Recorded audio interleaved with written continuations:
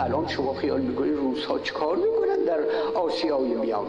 هر قومیت کوچکی رو پروبال میدن، میگه خلق کم بغل قزاق، خلق بابای ادبیات فارسی و سعدی و حافظ. شما بیایید لهجه خودتون رو، موسیقی خودتون رو، فلان اون خوبه، ما براتون کف میزنیم، ما براتون دپارتمان در مسکو تشکیل میدیم. مطالعات بچه قزاق بعد از مدتی که خون میگه این زبان و فرهنگ قزاقی چیزی نداره. من داستایوفسکی و چخوف و پوشکین میخونم، لرمنتوف میخونم، فاتحه خوندم به زبان و فرهنگ ملی خودم. روس میشه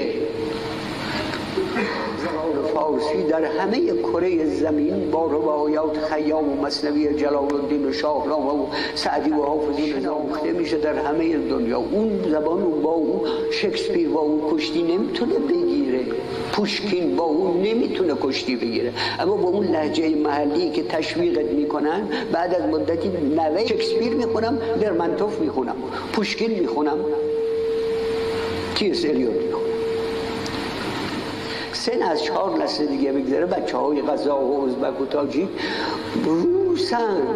اجازه نمیده به اینها که خط نیاکانشون رو یاد بگیرن. نمیخوام گلستان سعدی و بوستان سعدی و نظامی بخونن، سنگ قبر پدر بزرگشون رو نمیتونن بخونن اینها. بعد اون بچه قرقیز میگه خب چه کار کنم این فرهنگ ملی من که کل ادبیاتش همچی چیزی هست. من لرمنتوف میخونم، پوشکین میخونم.